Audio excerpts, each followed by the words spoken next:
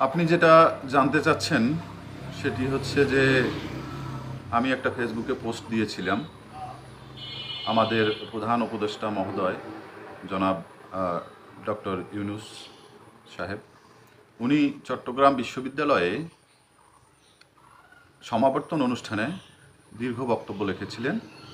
সেই বক্তব্যের একটি পার্ট ছিল নোবেল পিস প্রাইজ নিয়ে, নোবেল পুরস্কার নিয়ে। তো সেখানে উনি দুটি নোবেলের কথা বলেছেন। এই বিষয়ে আপনি প্রশ্ন করেছেন বা এই বিষয়ে জানতে চাচ্ছেন। তো সবার আগে আমি আপনাদেরকে একটা কথা বলি, সেটি হচ্ছে যে এর একটি কপি আপনাকে কষ্ট করে আমাকে দিতে হবে, কারণ আপনারা অনেক সময় কাট পেস্ট করে পোস্ট করেন, পরবর্তীতে আমাদেরকে অনেক ঝামেলায় পড়তে হয়। তো আমি ঝামেলা এড়ানোর জন্য আমাকে একটা কপি দেবেন, যেটি আমার কাছে সংরক্ষিত থাকবে। যদি কোনো কথা আসে আমি কি বলেছি সেটা যেন আমি বলতে পারি।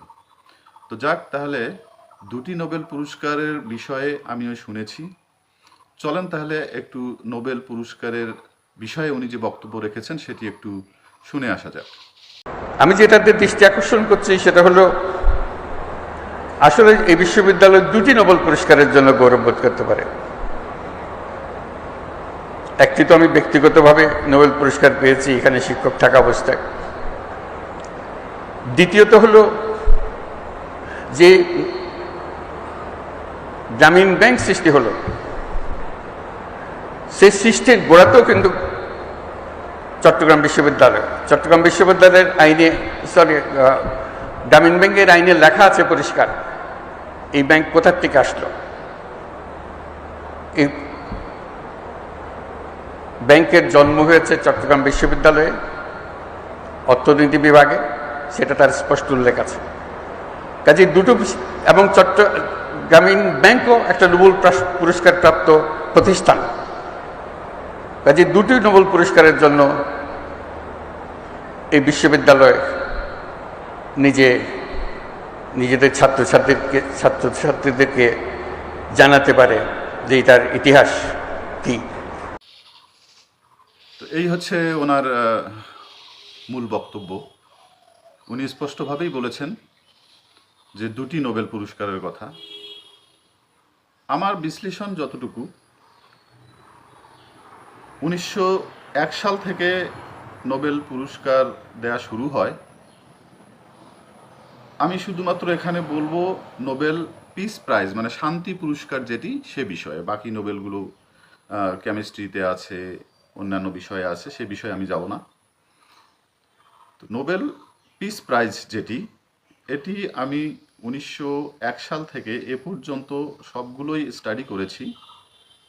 স্টাডি করে যা দেখেছি, পুরস্কার কিন্তু একটি হয়, একটি পুরস্কার দেয়। এখন আপনি বলবেন যে এটার প্রমাণ কি? অনেকে তো দুইজন করে পুরস্কার পেয়েছে, যেমন গ্রামীণ ব্যাংক এবং ডক্টর ইউনুস মহোদয় দুজন পেয়েছে। তারপর আলগোর এবং আইএইএ যে ইনস্টিটিউট আছে তারা পেয়েছে। হ্যাঁ, তো আমি এখানে আপনাকে তিনটা বিশ্লেষণ দেব, যেটি হচ্ছে আমি নোবেল পিস প্রাইজের যে ওয়েবসাইট, সেখান থেকে আমি আপনাকে যদি একটু কোট করে শোনাই তাহলে আপনাকে মানে সবার জন্য বুঝতে সুবিধা হবে।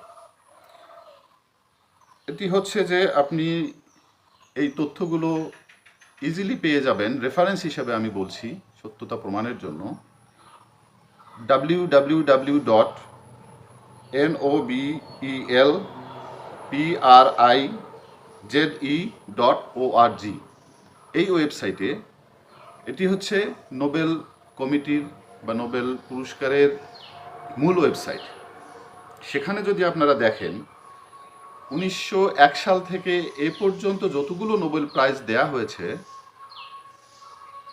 সে একজনকে দেয়া হোক বা দুইজনকেই দেয়া হোক, তাদের যে ভাষা, পাবলিকেশন, এই ভাষাটাকে যদি আপনারা বিশ্লেষণ করেন তাহলে আপনারা স্পষ্টতই বুঝতে পারবেন।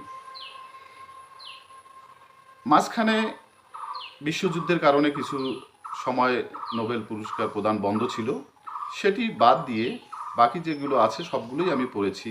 তো তাদের ভাষার প্রথম যে বিশ্লেষণটি হচ্ছে, ফার্স্ট যেটি আমি দেব, তারা সব সময়, আমি এখানে একটু আপনাকে ওয়েবসাইট থেকে নেয়া ইয়েটা আমি একটু আপনাদেরকে শোনাই। সেটা হচ্ছে যে ওনারা সবসময় প্রতিটিতেই ব্যবহার করেছেন যে শব্দটি, সেটি হচ্ছে prize. Nobel peace prize. Prize শব্দটি হচ্ছে সিঙ্গুলার নাম্বার।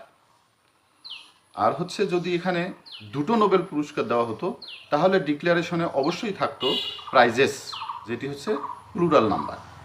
তার মানে হচ্ছে যে নোবেল শান্তিতে একটি করে প্রদান করা হয় প্রতি বছর। এখন দুটি কিভাবে আসলো, উনি যেটি বলেছেন এটাই হচ্ছে আপনার মূল বক্তব্য। তো এটি হচ্ছে ব্যাপার যে নোবেল প্রাইজ দেওয়া হয় একটি, এটি হচ্ছে ফার্স্ট। 2 নম্বর হচ্ছে যে আপনি যদি দেখেন 1979, 1991 যেখানে অং সান সুচি এবং মাদার টেরেসা এনারা কিন্তু এককভাবে নোবেল পুরস্কার পেয়েছিলেন, সেখানেও কিন্তু বলা আছে নোবেল পিস প্রাইজ। আর ডক্টর মোহাম্মদ ইউনুস বা বাংলাদেশের জন্য যে এবং গ্রামীণ ব্যাংক এই দুটিকে যেখানে বলা আছে সেখানে বলা আছে পিস প্রাইজ। তার মানে হচ্ছে ভাষাগত দিক থেকে বিশ্লেষণ করলে পুরস্কার একটি, এক বছরে, এখানে দুইটি হওয়ার কোনো সুযোগ নেই। আর আমি ওনার ওয়েবসাইট থেকে যে ডিক্লারেশনটা আছে আমি হুবহু আপনাদেরকে পড়ে শোনাচ্ছি। এটি হচ্ছে নোবেলের ওয়েবসাইট থেকে নেয়া। আপনাদেরকে আমি একটা কপি আপনারা ডাউনলোড করে এখানে দিতে পারেন। সেটি হচ্ছে যে এখানে স্পষ্টত আমি বলছি, নোবেল পিস প্রাইজের ওয়েবসাইট আছে, এখানে অফিসিয়াল ওয়েবসাইট, এটা প্রেস রিলিজ। তারা তাদের অ্যাওয়ার্ড ডিক্লারেশনে কি বলেছে?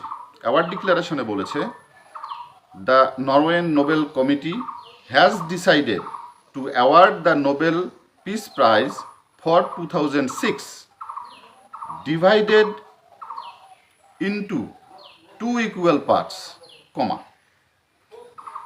to Muhammad Yunus and Grameen Bank for their effort to create economic and social development from below. এখন এখানে স্পষ্টতই বলেছে যে পুরস্কার একটি, সেটিতে আমি বললাম। এনারা স্পষ্ট করে বলেছে যে ইকুয়ালি ডিভাইডেড। তার মানে হচ্ছে 50% পুরস্কার হচ্ছে আপনার ডক্টর মোহাম্মদ ইউনুস আমাদের মাননীয় প্রধান উপদেষ্টার, এবং 50% হচ্ছে গ্রামীণ ব্যাংকের। তার মানে এইটা যদি ঠিক হয়, এই ওয়েবসাইট যদি কারেকশন না হয় বা এটাই যদি বলবৎ থাকে, আপনারা দেখে নেবেন, তাহলে উনি অর্ধেকটা পুরস্কার পেয়েছেন আর অর্ধেকটা পেয়েছে গ্রামীণ ব্যাংক। তা এখন দুটো নোবেল পুরস্কারের কথা উনি কেন বললেন? এটা হচ্ছে যে কোটি টাকার প্রশ্ন। আমি আপনাকে আর একটা বিশ্লেষণ দিই, সেটি হচ্ছে যে যদি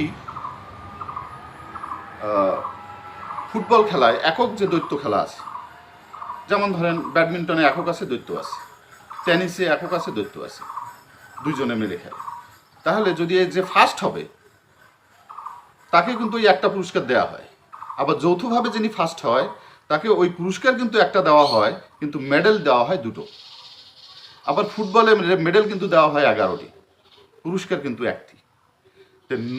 মেডেল দুটি হতে পারে, 10টি হতে পারে, কিন্তু পুরস্কার একটি। তার মানে হচ্ছে যে বাংলাদেশ 2006 সালে একটি নোবেল পুরস্কার পেয়েছে, তার অর্ধেকটা স্পষ্টতই ওনাদের ভাষা অনুযায়ী অর্ধেকটা পেয়েছেন 50% ডক্টর মোহাম্মদ ইউনুস মাননীয় প্রধান উপদেষ্টা, আর অর্ধেকটা পেয়েছে গ্রামীণ ব্যাংক। কিন্তু আপনি যদি দেখেন গ্রামীণ ব্যাংক তার সাইনবোর্ডে লেখে নোবেল বিজয়ী প্রতিষ্ঠান, আবার উনিও ব্যক্তিগতভাবে মনে করেন যে উনিও একটি পুরস্কার পেয়েছেন।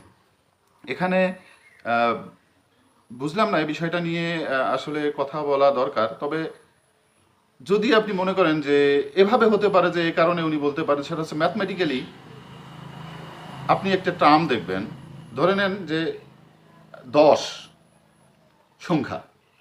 সংখ্যাকে যদি আমি 5.25 করি, আর একটাকে যদি আমি 4.75 করি, তাহলে হবে কি, আমরা সাধারণত ম্যাথমেটিক্যালি এটাকে মেনে নেওয়া হয় যে ওটাকে 5 আর এটা হচ্ছে 4.75, তো 0.5-এর উপরে গেলে সাধারণত ওটাকে একক সংখ্যা হিসেবে নেওয়া হয়।